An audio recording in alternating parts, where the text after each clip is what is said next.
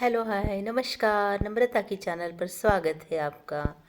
चलो तो सुनते हैं नेहा का अगला भाग। राजन ने जो बताया था वह कल्पना ताई अब तक चुपचाप सुनती रही। उनका भी दिल भर आया था, लेकिन वह ठाम होकर बोली, अब यह सब भूल जाना चाहिए आपको। आज जो बातें हुई उनका ऑडियो नेहा ने सुना। उसे अपने पापा के बारे में बहुत बुरा लगा। बाबा, शायद मैं आपको पहले ही घर ले आती, पर मुझे समझने में और इस स्थिति के लिए तैयार होने में बहुत देर हो गई। आप हमें मिल गए, यही मेरे लिए सबसे बड़ी खुशी है। हे भगवान, तूने मुझ पर एक इतना बड़ा एहसान किया है कि मुझे वो सपने आते थे। आज का ऑडियो नेहा ने स्वप्निल को भेज दिया। स्वप्निल अपने काम में लग गया। उसने अपने मित्र पुलिस कमिश्नर, जिन्होंने इस केस में बहुत मदद की थी, फिर उन्हें फ़ोन करके ऑडियो के बारे में बताया। उस उनके कहने पर स्वप्निल ने ऑडियो की पूरी जानकारी लिखकर पीडीएफ बनाया और ऑडियो क्लिप के साथ उन्हें भेज दिया। कमिश्नर साहब बोले, स्वप्निल, काफ़ी जानकारी मिली है। अब इसी आधार पर हमें आगे की पूरी गुप्तता से की जाएगी जांच। अगर यह खजाना ऐतिहासिक या पुरातात्विक महत्व का है तो इसे सरकार के हवाले करना ज़रूरी है, और एएसआई का स्थानीय प्रशासन को इसकी जानकारी देना मेरी जिम्मेदारी है। अगर यह मामला सार्वजनिक सुरक्षा से जुड़ा होगा तो हम इसे स्थानीय थाने में दर्ज करेंगे, और अगर यह किसी निजी संपत्ति से जुड़ा हुआ निकला तो कानूनी सलाह भी आवश्यक होगी। इसी कारण स्वप्निल किसी को भी अनावश्यक रूप से कुछ नहीं बता रहा था। यह आर्थिक और कानूनी रूप से जटिल मामला बन सकता था। शुरू से ही उसने इस मामले की पूरी गुप्तता रखी थी। एनजीओ में भी उसे झूठ बोलना पड़ा था। यह भी उसने कमिश्नर को बता दिया। कमिश्नर बोले, हाँ, हमारे कांस्टेबल को यह नहीं बताना चाहिए था राजन साहब के बारे में। चलो, तुमने ठीक किया। हमें भी राजन से इतनी जानकारी अभी मिल गई है जिसकी हमें उम्मीद भी नहीं थी। सपनी बोला, अच्छा, तुम्हें लोकल कंप्लेंट करके रखनी चाहिए क्या हमें? हाँ, अब अगर तुम पुणे में हो तो कर सकते हो, पर वे लोग अनावश्यक 10 तरह की पूछताछ करेंगे। पहले मैं वहाँ के इंचार्ज से बात करता हूँ, फिर वह तुम्हें फ़ोन करेंगे, तब शिकायत देना। स्वप्निल बोला, चलो ठीक है फिर। थोड़ी देर बाद कमिश्नर साहब का मैसेज आया। ऑडियो मिल गया मुझे। स्वप्निल ने जानकारी तो दे दी थी, लेकिन उसके मन में हल्की सी घबराहट थी। अब इसे एक्नॉलेजमेंट मिल गया था, सो उसे थोड़ी राहत तो मिली थी। अब उनकी जितनी जिम्मेदारी थी पूरी हुई। आगे उनकी सरकार और विभाग इस तरह से पर्दा कब उठाएंगे, यह उनका विषय है। अब आजोबा, कल्पना, अब सगाई को भी 6 महीने हो गए। चलो, अब नागपुर होकर आते हैं। मैं और तुझे जावई दोनों यही अटके हैं। अब घर की याद सताने लगी है मुझे। कल्पना ताई बोली, हाँ बाबा, आज ही नेहा से टिकट निकलवाती हूँ। नेहा ऑफिस से आ गई। अरे अरे रे रे, मेरे आजोबा ऐसे क्यों रूठे क्यों बैठे हो? नेहा चुलबुले अंदाज से बोली। आजोबा हाथ बांधकर गाल फुगाकर बैठे थे। नेहा हंसते हंसते लोटपोट हो गई। आई आई, देखो ना, बिल्कुल नारायण जैसे। वह भी रूठता है ना तो ऐसे ही करता है। नारायण के साथ रहने से भी बड़े बड़े लोग बच्चे बन जाते हैं। वो आजोबा को चिढ़ाने लगी। कल्पना ताई, अग, बस कर तुझी ही थट्टा। पहले टिकट देख और जावई बापू से भी पूछ ले। नेहा, अगं आई, ऐसा एक साथ दोनों को छुट्टी कैसे मिलेगी? पहले हम जाते हैं ना, बाद में वो आ जाएगा। तूने कहा ना, इसलिए पूछ रही हूँ मैं। चलो, नेहा ने स्वप्निल को कॉल किया। कहाँ गया है ये लड़का?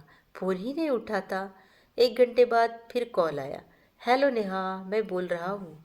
अरे कहाँ थे तुम? फ़ोन ही नहीं उठाते हो। अरे मैं नहा रहा था। चलो, अच्छा अच्छा, सुन, आजोबा आज नागपुर चलने को बोल रहे हैं। तू आ सकता है क्या? अरे यह कैसे मुमकिन है नेहा? बॉस कैसे जाने देगा? एक भी दिन की छुट्टी नहीं देंगे। पहले उसने कहा था ना, हनीमून के लिए छुट्टी चाहिए तो अभी से 6 महीने एक भी छुट्टी मत लेना। इसलिए हमारी शादी भी आगे गई। मुझे कोई दिक्कत तो नहीं है, मैं वीकेंड पर आ जाऊंगा।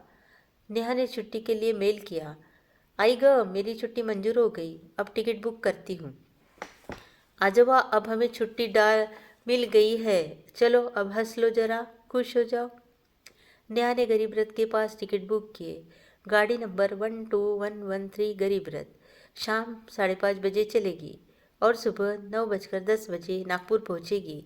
नेहा ने मैसेज स्वप्निल को भी भेजा। स्वप्निल ने जवाब में दिया, वाह बहुत अच्छा, हैप्पी जर्नी डियर। छुट्टी न होते हुए भी वह 1 घंटे पहले स्टेशन पे छोड़ने आया नेहा को। साथ में उनके मॉम डैड सरी मौसी भी थी। आजोबा बोले, आओ जावई बापू, नागपुर ज़रूर आना, फ्राइडे की नाइट फ्लाइट से आ जाना, घर पास में ही है हमारा। स्वप्निल बोला, ज़रूर आजोबा, आऊँगा मैं। चलो, स्वप्निल शुक्रवार की रात फ्लाइट से आया। नेहा खुद उसे लेने आई थी एयरपोर्ट। दोनों ने एक दूसरे को गले लगाया। नागपुर उसके लिए नया था, मतलब स्वप्निल के लिए नागपुर नया था, पर नेहा को सब कुछ रास्ते मालूम थे। नेहा कितना खूबसूरत शहर है यह। हाँ, मुझे भी बहुत पसंद है। रविवार को मुझे वापस जाना पड़ेगा। मैं बॉस से वर्क फ्रॉम होम ले लेती हूँ। अभी काम भी ज़्यादा नहीं है मुझे। हाँ, आजोबा आजी को भी साथ ले आना, वो इतनी जल्दी नहीं आएंगे। कह रहे थे शादी की तारीख तय हो जाए तब आऊँगा, तब आएंगे। नेहा, कल हम नागपुर के सारे अच्छे जगह घूमते हैं। रविवार को तुम घर पर आराम करना, कल पूरा दिन मैं तुम्हारे साथ हूँ। 6 महीने कैसे बीत गए पता ही नहीं चला। कल्पना ताई, अब आगे की तयारी करते हैं। राजन बोले, कल्पना जावयाच्या घरी फोन कर, लग्नाची तारीख ठरवूया। स्वप्निल के डैडी को फ़ोन किया गया, समय मिला और सब मिलने बैठ गए। शादी की तारीख तय हुई, खरीदारी भी शुरू हो गई। कपड़े नवरी के लिए पैठनी, सिल्क साड़ी और दूल्हे के लिए शेरवानी, कुर्ता, धोतर सब कुछ लिया गया। स्वप्निल बोला, मुझे धोतर नहीं जमने वाला। चलो तो फिर आप कोट सूट भी ले लो। और दागिने में नथ, लक्ष्मीहार, बोरमाड़, मंगलसूत्र, आंगड़िया, थोसा सब कुछ दागिने लिए। फोटोग्राफी, प्री वेडिंग, कैंडिड और रिसेप्शन में मॉडर्न थीम पर डांस और एंट्री। संगीत भी रखा गया, डीजे नाइट। और हल्दी एक ही मंडप में ठहराई गई। और खाने में मराठी, नॉर्थ, साउथ, गुजराती, राजस्थानी। और डेस्टिनेशन मैरिज पुणे के पास 3 दिन के लिए बुकिंग कराई गई। सरी मौसी बोली, अरे खाना तैयार है, पहले खाने बैठिए।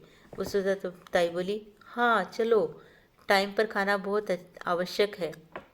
सब सब सब जन एक साथ बैठकर खाना खाने लगे। सरी मौसी ने खीर पूरी, भजी, कड़ी सब कुछ स्पेशल बनाया था। कल्पना ताई बोली, सरी मौसी आप कितना स्वादिष्ट खाना बनाती हो। और ये बीड़ा सरिताई ने बीड़ा ले लाया और कल्पना ताई को देती हुआ कहा, ताई ये खास आपके लिए है। इस पर सब लोग हंसने लगे। क्रमशः आपको ये कहानी कैसे लगी? अगर अच्छी लगी हो तो ज़रूर लाइक कीजिएगा और सब्सक्राइब करना न भूलिएगा। और अगला भाग सुनने के लिए बेल आइकन को टच कीजिएगा ताकि नोटिफिकेशन आपके पास आता रहे और आप हमारी ये नेहा की प्यारी प्यारी नेहा की कहानी सुनते रहे। ज़िंदगी से जुड़ी ये कहानी बहुत कुछ सिखाती है, प्यार, मोहब्बत, करुणा, दया। तो ज़रूर सुनिएगा एक प्यार भरी नेहा की कहानी। और हमेशा हंसते रहिएगा, खुश रहिएगा। धन्यवाद।